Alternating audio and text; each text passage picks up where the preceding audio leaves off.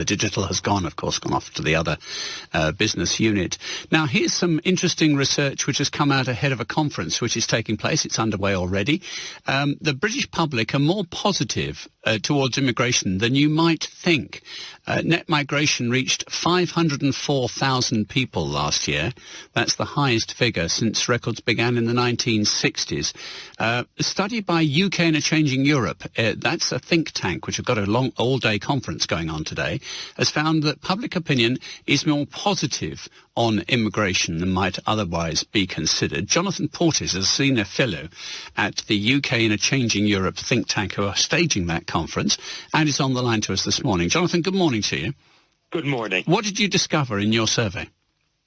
Well, what we found is that public opinion has got steadily more positive about migration over time. And indeed, Britons are more positive about immigration than most other advanced economies.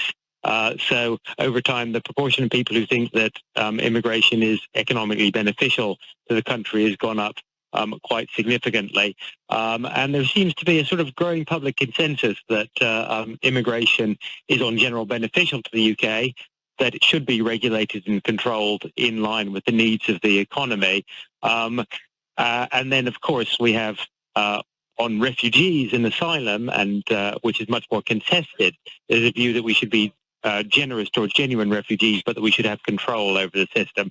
So that what exactly that means, of course, is very contested. But this sort of general positive trend has actually been going on for probably the last decade, but certainly since Brexit, that we have become more positive towards immigration as a whole, and in particular the need for migration to fill jobs and benefit the UK economy and labour market. There must be an overlap in people's perception, is there, or is there not? Put me right here.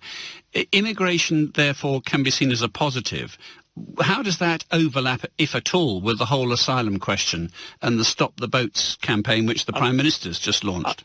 I think people think that immigration is a positive, but they also want immigration to be under control and under control of... Even for refugees and asylum seekers? Yeah, exactly, yes. Okay. So they're not opposed to immigration as a whole, and they're not opposed to refugees, but they are very concerned about people arriving in an irregular manner. What does that mean towards government policy? What's going to be the message from your conference today, where you with some fellow academics are exploring some of these issues? Well, of course, we're academics, so we don't have a sort of a coherent line. No, but that means there's plenty of opinions in the room, Jonathan, for heaven's sake.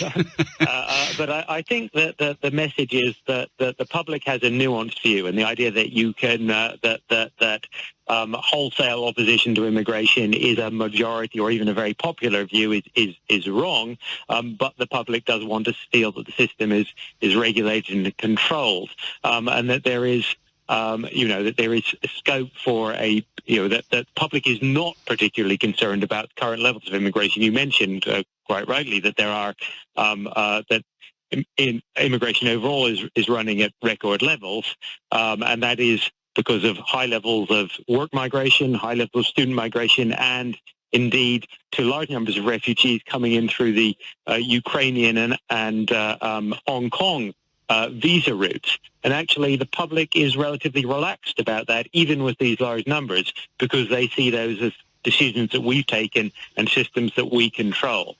As opposed to the small boats, where clearly the public does want the government to get control over the situation. And just thought, zooming in on your sort of academic and university world, are we as a country missing out on talent because it is more difficult for talented students from elsewhere in the world to come to the UK now?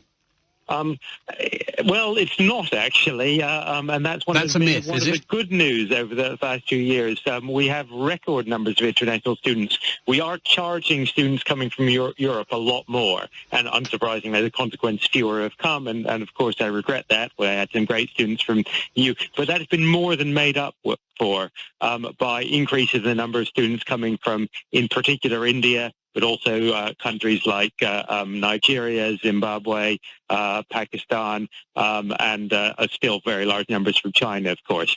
So overall, we're doing extremely well in it. The UK is a very attractive place for international students. My own university, King's, has a very large number of international students, and I think they're great for the UK as a whole, and great for our own domestic students who gain a lot from interacting with them.